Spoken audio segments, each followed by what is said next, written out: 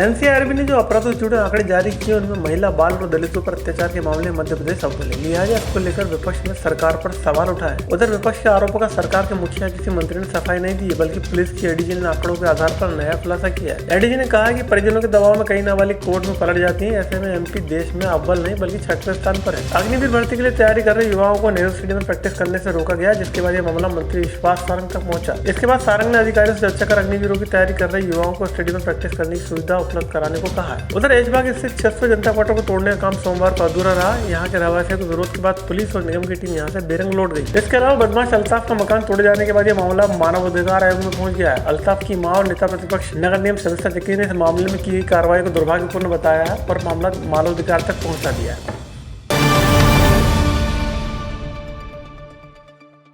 NCRB द्वारा जारी किए आंकड़े एमपी की भयावह तस्वीर पेश करते हैं। खासकर बाल, महिला और दलितों पर हो रहे अत्याचारों के मामले को लेकर स्थिति भयावह है। लिहाजा इस पर विपक्ष ने सरकार की घेराबंदी की है। पूर्व मंत्री और कांग्रेस विधायक पीसी शर्मा ने कहा कि शिवराज सरकार कानून व्यवस्था के मामले में हर मोर्चे पर विफल है। उन्होंने कहा कि नाबालिगों से दुष्कर्म और आदिवासियों पर अत्याचार में मध्य प्रदेश देश में शीर्ष स्थान पर है। उन्होंने कहा कि प्रदेश में आदिवासियों पर 2627 अत्याचार के मामले दर्ज किए गए, जो भयावहता की कहानी खुद बयां कर रहे हैं। बलात्कार के अलावा यौन अपराधों में मध्य प्रदेश की स्थिति लगातार खराब होती जा रही। अप्राकृतिक यौन अत्याचार के मामले में मध्य प्रदेश देश में दूसरे नंबर पर है। अश्लीलता के मामले में पूरे देश में मध्य प्रदेश तीसरे स्थान पर है।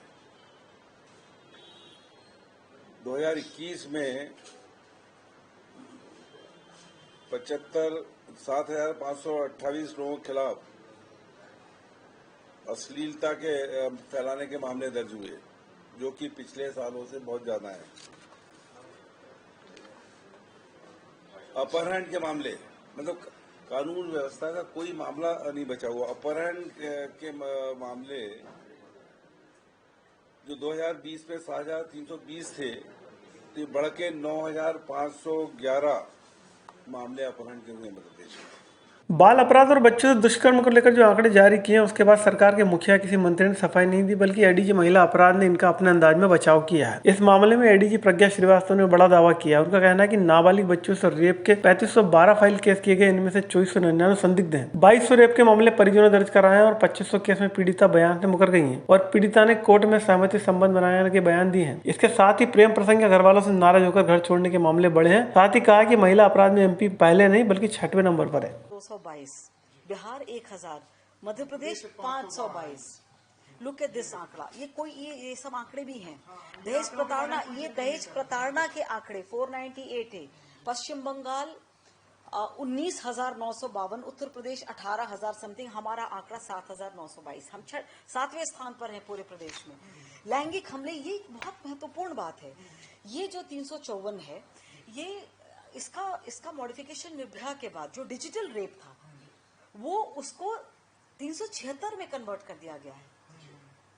पर अब अगर आप आंकड़े देखें, अग्निवीर योजना के जरिए सेना में जाने का ख्वाब देखने वाले युवाओं के लिए मोतीलाल नेहरू स्टेडियम के दरवाजे बंद है। लिहाजा उनकी तैयारियों पर इसका बुरा असर पड़ रहा है। इस स्टेडियम के कर्मचारी राकेश कुमार खलको ने युवाओं को मुंह चलाने पर वाट लगाने की धमकी दी है, जिसके बाद युवाओं का एक जत्था मंत्री विश्वास सारंग के पास पहुंचा और अपनी बात रखी। युवाओं को आरोप है कि उनके साथ भेदभाव किया जा रहा है। इस मामले में मंत्री ने युवाओं के लिए स्टेडियम में प्रैक्टिस सुविधा उपलब्ध कराने का आश्वासन दिया। 4-5 साल हो गए हम लोग तैयारी कर रहे हैं। जब आर्मी की भर्ती 14 साल के लिए आया करती थी, हम 14 साल के लिए भर्ती होते थे। अभी 1 साल हो रहा है, मोतीलाल स्टेडियम को खोला नहीं जा रहा है। खोला जा रहा है लेकिन उनके लिए ओनली पुलिस वालों के बच्चों के लिए, जो ऑलरेडी पहले है आर्मी में, उनके बच्चों के लिए खोला जा रहा है।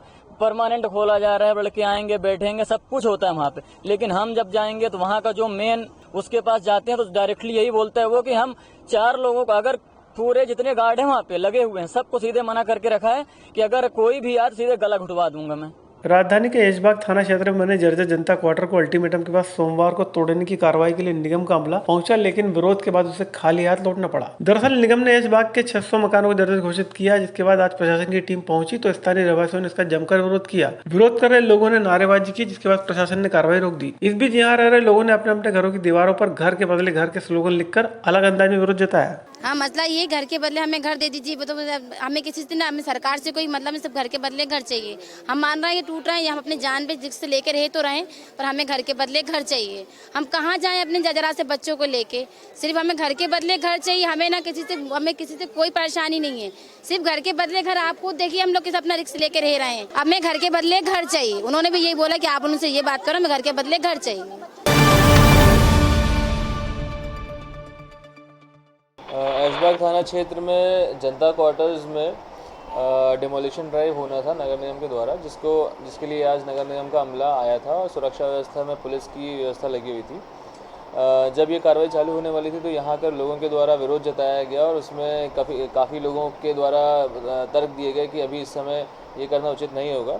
इस सर्वे में जितना समय लगता है तब तक ये कार्रवाई स्थगित रहेगी। सर्वे के बाद जो भी निर्णय लिया जाएगा उसके हिसाब से नगर निगम और पुलिस और बाकी प्रशासन जो है कार्रवाई की जाएगी। बदमाश अल्ताफ के मकान तोड़ने का मामला मानवाधिकार आयोग पहुंच गया है। इसके लिए अल्ताफ की मां कनीजा बी ने वकीलों की टीम के साथ मानवाधिकार आयोग का दरवाजा खटखटाया है। उनके साथ नेता प्रतिपक्ष नगर निगम शबिस्ता जकी भी मौजूद रही। इस दौरान कनीजा के घर तोड़ने की कार्रवाई को गलत करार देते हुए इंसाफ की मांग की गई है। और अध्यक्ष जी को हम ये आवेदन देने आए हैं और ये रिलीफ मांगा है कि उस महिला के साथ इंसाफ किया जाए।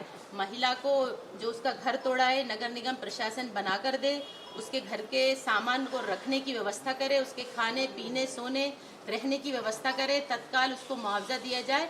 और जब नगर निगम ने तोड़ा है और वो प्रधानमंत्री आवास योजना के तहत घर था तो फिर उसको घर भी बनाकर दिया जाए। ये सारी चीज़ें बताने के लिए और सारी कार्रवाई करवाने के लिए हम यहाँ पर आए हैं। और जो दोषी अधिकारी हैं उनसे ये पूछा जाए कि उन्होंने किस कानून के तहत और किस विभाग की परमिशन के तहत ये गलत कार्रवाई, नाजायज़ कार्रवाई की है, जो गरीब जनता की बात करती है लेकिन जब गरीबी की बात आती है तो उनके साथ सहारा बन के खड़ी नहीं होती।